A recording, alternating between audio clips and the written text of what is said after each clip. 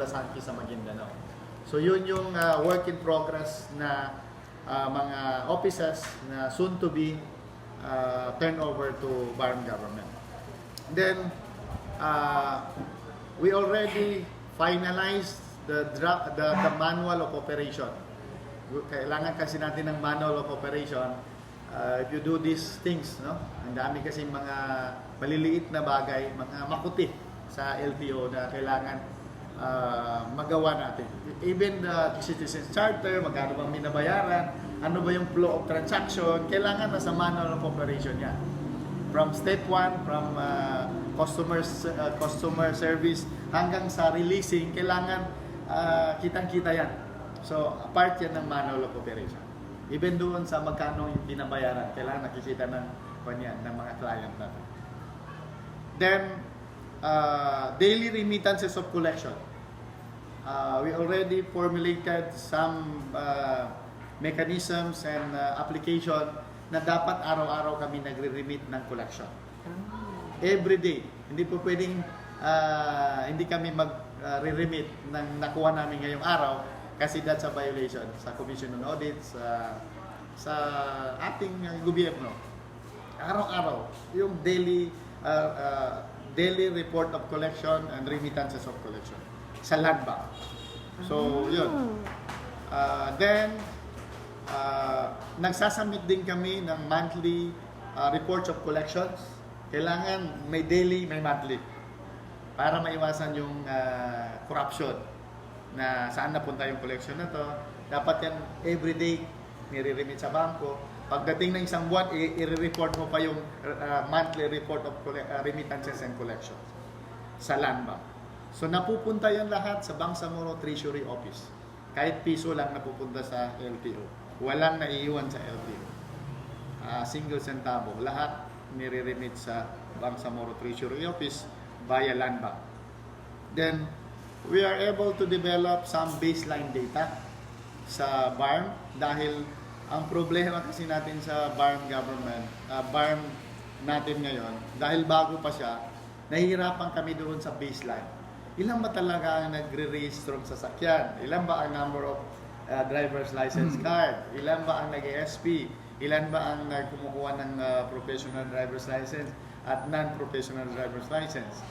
Doon sa mga sites natin. So, we started that baselining para nagagamit kasi natin yan sa budgeting and targeting sa mga programming natin in the future. Halimbawa, ilan ba ang average na nag-license sa isang site? Halimbawa, Cotabato City, nakamap namin yung average na naglilisensya ng mga 1,000 to 1,200 every month ang nagpapalicense. Ilan yung motor vehicle na nire-renew sa isang site, sa isang buwan? Anong klaseng mga sasakyan yan? SUV, truck, motorcycle with sidecar, motorcycle, mga forward trucks, yan. Bini-baseline na namin ngayon yan. Para pagdating ng following year, madali kaming mag-submit ng mga budget. And then, unti-unti kaming nagre-renovate ng mga offices ng LTO kasi alam naman natin yung turnover ng mga LTO offices sa amin medyo dilapidated na. So, we need to renovate it, at least magiging convenient sa ating mga client. Actually, araw-araw kasi may tao sa LTO. So, even yung mga waiting area, kailangan fully ventilated.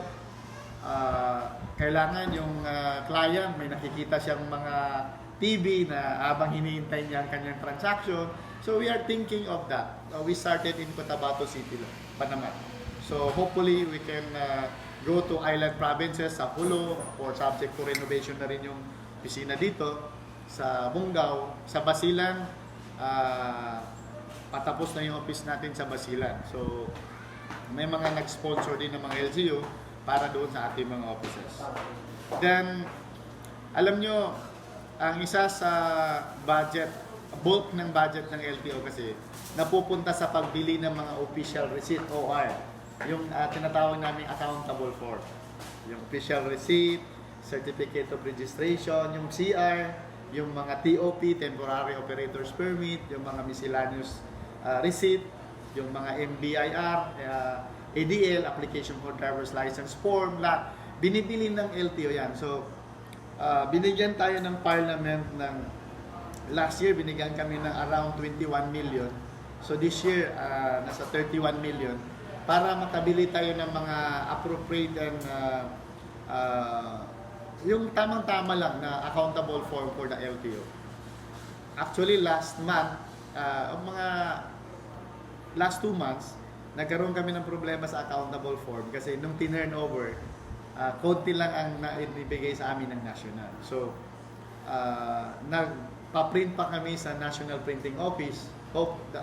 And fortunately, na-deliver na namin sa mga district ang Bungaw, nabigyan na namin ang Holo, Bungaw, nabigyan namin sila ng mga official receipt. Kaya nag-resume yung ating operation.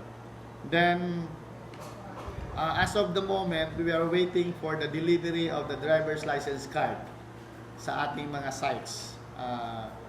As per report from the supplier, this December ang kanilang delivery date ng ating license card. So as of now, pag may mga kumukuha ng license card sa Holo, nakukuha pa lang nila yung OR na as temporary driver's license nila. Allowed naman yan. Hindi naman nila kasalanan yan. Hindi rin din natin kasalanan. Mga bidding kasi hindi ka bumibili ng parang bumibili lang sa tindahan. May proseso kasi ang pagbili sa gobyerno. Hindi pwedeng ito may 5 million dito pambili ng license card babayaran ko. Hindi.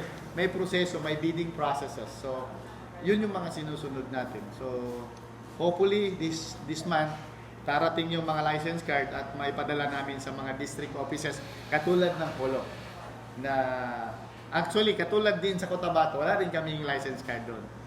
Sa Bunga wala din. So, sa buong bar, official OR lang ang binibigay namin as of the moment. But as long as far as our contact with the supplier, sabi nila baka ma-deliver nila ngayong December ang ating license card. Then meron kaming renewal kiosk sa mainland, sa Cotabato, sa Barm Government Center. Meron kaming renewal kiosk para siyang ATM machine na pwede na yung tao mismo ang magre-renew ng kanyang motor vehicle. Wala pang license. Siya na mismo ang pipindot doon sa machine na yon. As long as kompleto yung mga attachment niya sa kanyang renewal of his motor vehicle, may emission na siya, meron na siyang insurance, pipindutan niya yung kiosk na yon, makikita niya yung babayaran niya. So, kapag marunong siya, talagang hindi siya madadaya ng picture. Kasi alam niya yung babayaran niya. Pipindutan niya yung proceed, lalabas ang resibo doon sa cashier, babayaran niya yung kanyang payment. So, yan, isa yan sa mga accomplishment doon sa Cotabato na meron tayong renewal kiosk na ini-empower natin yung ating client na sila na mismo ang magre-renew ng kanilang sasakyan. So far, from January hanggang ngayon, yun yung mga accomplishment. Ako, di ko rin alam. Pero kung na-turn over sana yung 4 pang mga opisina ng LTO like Maguindanao, Marawi, Wao, and Das, hindi lang siguro 18 million plus ang na-remit namin sa Bangsamoro Treasury Office. So hindi pa na-turnover sa inyo? Ang national? Hindi pa po na-turnover. Ang national? Yes, yung Maguindanao, Marawi, Wao, and Das. Yung 4 remaining sites. Kaya ang national office, hindi pa na-turnover? Hindi nila na-turnover sa amin. Hindi na-turnover o ayaw i-turnover? Bakit? Marami silang mga tinatanong, sinasagot naman namin, at marami na rin kaming mga lobbying meeting, mga executive meeting with them. So, medyo nagpapalit-palit din ng ASEC sa taas. So, medyo naging shaky yung mga dialogue meeting natin sa kanila. Ang dati, si Galvante dan si Guadis, ngayon, si Sir ASEC Tugadin na naman.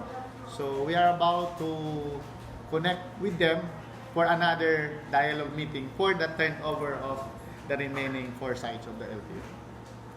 query lang ako, yung repair of renovation, restoring ng LTO offices. Magkano budget? Actually, very minimal dahil renovation lang naman. So, we encourage the district heads, the chief of offices to assess ano yung mga priority i-renovate nila sa kanilang mga offices. Then, isasubmit nila yung bill of quantities, detailed engineering works, tapos subject for approval ng ministry ng sa BARM, sa Ministry of Transportation. So, ibig sabihin po, wala pa kayong regular amount kung magkano or budgeted for repair and Meron kaming overall approved last year, nasa 3 million lang. 3 million. Ngayon, for the LTO sites, yung 8. Supposedly yung 8.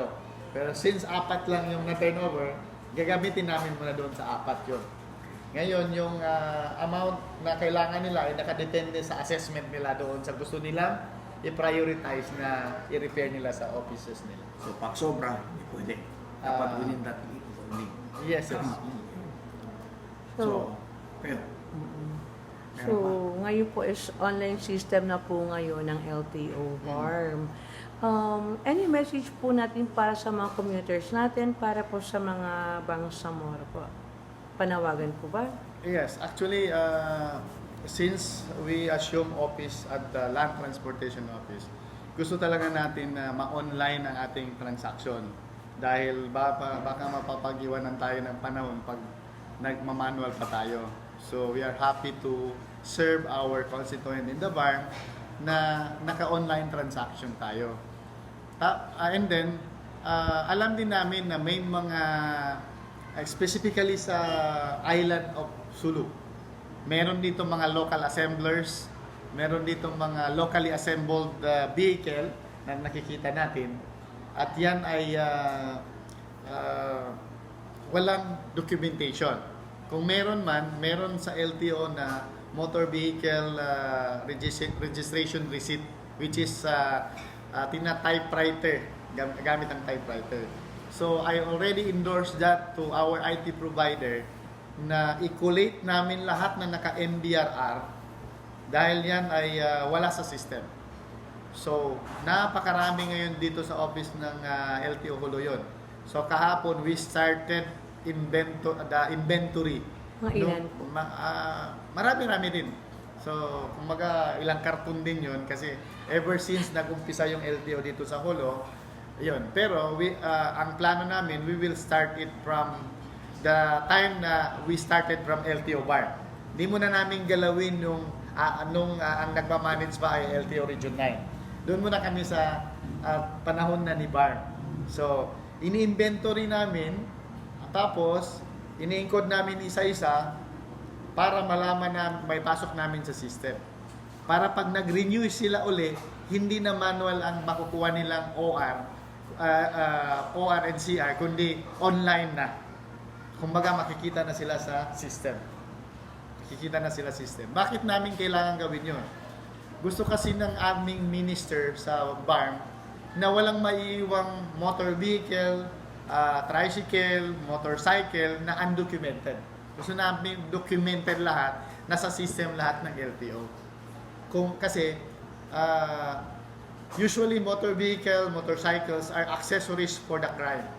Yun ang iniwasan natin na pag nag-imbestiga natin mga kapulisan, kasundaluhan, sa isang ginamit na motorcycle, wala tayong database ng motorcycle na yan or motor vehicle na yan.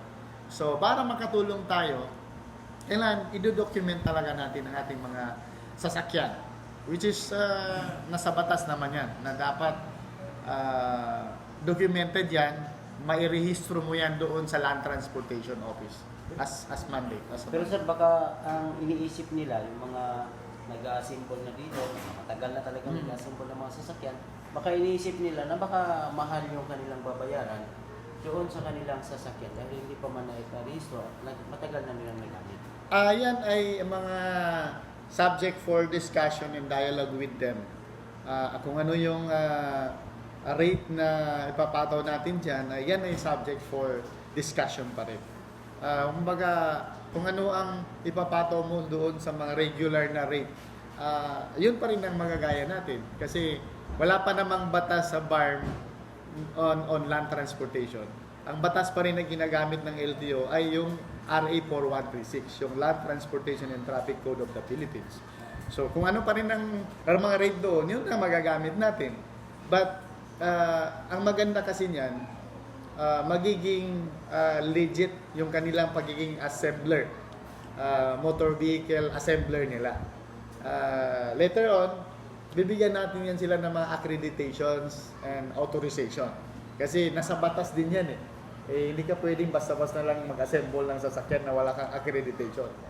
So, alam namin kabuhayan nila yon, pero ilagay natin sa tamang perspective. Ilagay natin sa tamang pamamaraan.